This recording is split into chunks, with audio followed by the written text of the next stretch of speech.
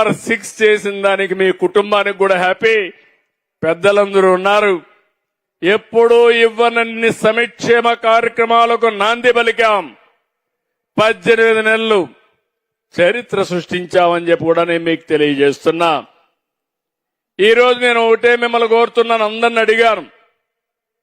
Highly qualified MTech, MSc, BSc, MA, BEd బాగా చదువుకున్నారు.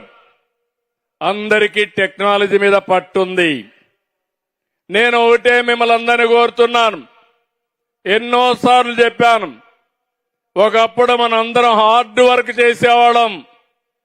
ఇప్పుడు హార్డ్ వర్కే కాదు, స్మార్ట్ వర్క్ చేయాల్సిన అవసరం ఉంది. పోలీస్ వ్యవస్థకు మీకు ఒకటే విజ్ఞప్తి చేస్తున్నా. ఇందులో మీరు చూడాల్సింది ఇన్విజిబుల్ పోలీస్. పోలీస్ కనపడకూడదు. Visible policing. మీది మూడో నేత్రంగా ఉండాలి. ఎవడైనా తప్పు చేస్తే చొక్కా పట్టుకోవాలి. మీరు కనపడకుండానే ఆ పని చేసే శక్తి, సామర్థ్యం మీకు రావాలని మనస్ఫూర్తిగా ఆకాంక్షిస్తున్నాను.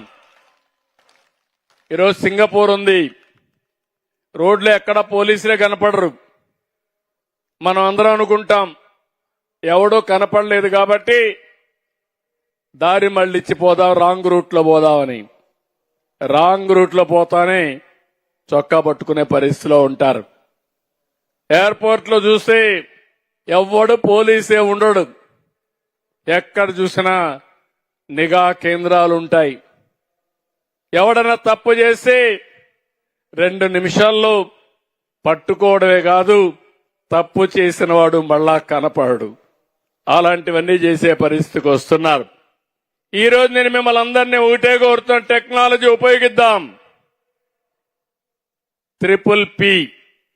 PPP నేరాల నియంత్రణలో ఈ విధానం మీరు పాటించాలి. ప్రిడిక్టివ్, ముందుగానే ఊహించుకోవాలి.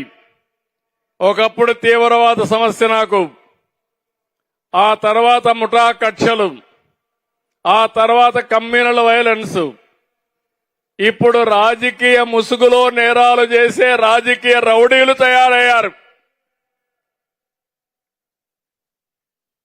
అంటే నేను ఈయన మంచోడని చెప్పి వదిలిపెట్టాను అనుకోండి రాజకీయ నాయకుల్ని. నాలాంటి వాడికి కొన్ని గుణపాఠాలు కూడా ఉన్నాయి.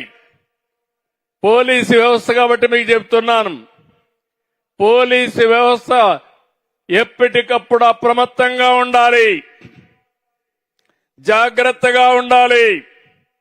మీ నీడను కూడా మీరు నమ్మకుండా ఉండాలి. నేను నమ్మి మోసపోయాను. 2019 ఒక చిన్న ఉదాహరణ చెప్తాను మీకు. 2019 ఎన్నికలు వచ్చాయి.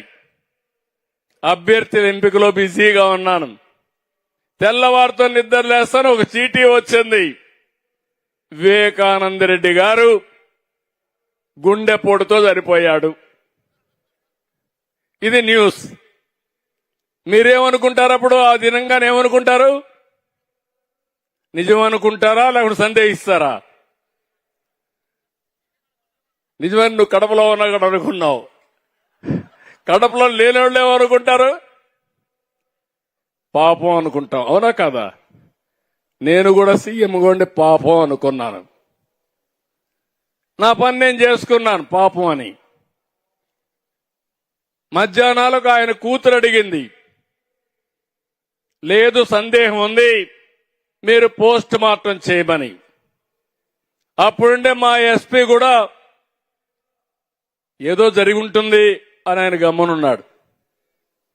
అక్కడ ఒక సిఐ ఉంటే పై వాళ్ళకి రిపోర్ట్ చేయాలి, ఆయన రిపోర్ట్ కూడా చేయకుండా వాళ్ళంతా కూడా రూమ్ అంతా కడిగితే ఈయన వాళ్ళకందరికి సహకరించాడు.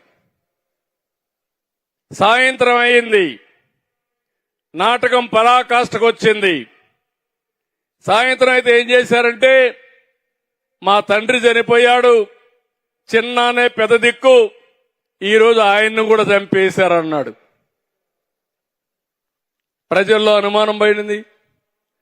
తర్వాత నెక్స్ట్ డే పేపర్లో నారాసుర రక్త చరిత్రని నా చేతిలో కత్తి పెట్టి సాక్షి పేపర్లో వేసాడు. నేరస్తులు తప్పించుకొని ముఖ్యమంత్రి పైన నేరం వేసే పరిస్థితికి వచ్చారు. మీరు నమ్మారు, అప్పట్లో నమ్మారు, ఓట్లేశారు. నేను ఓడిపోయా. 5 ఏళ్లు నానా ఇబ్బందులు పడ్డాం. అదే నేను గాని తెల్లవారితో గాని పసిగట్టి దోషుల్ని అప్పుడే అరెస్ట్ చేయించుంటే నేను ఓడిపోయేవాడిన తమ్ముడు అని మిమ్మల్ని అడుగుతున్నా. అందుకే పోలీసులు గుర్తుపెట్టుకోవాలి. ఇలాంటి కేస్ స్టడీలు నా జీవితంలో చాలా స్టడీ చేశాను. మా పోలీసులు చెప్పినా ఇప్పుడు మాత్రం నేను చాలా జాగ్రత్తగా ఉన్నా. నేను ముఖ్యమంత్రిగా ఉన్నంత వరకు నన్ను ఎవ్వరూ మభ్య పెట్టలేరని మరొకసారి మీ అందరికీ విజ్ఞప్తి చేస్తున్నాను. ఇక్కడుండే పోలీసులు కూడా మీరు అది గుర్తుపెట్టుకోవాలి. ఓసారి ఇవన్నీ కూడా గట్టిగా చెప్పే విషయాలు మీకు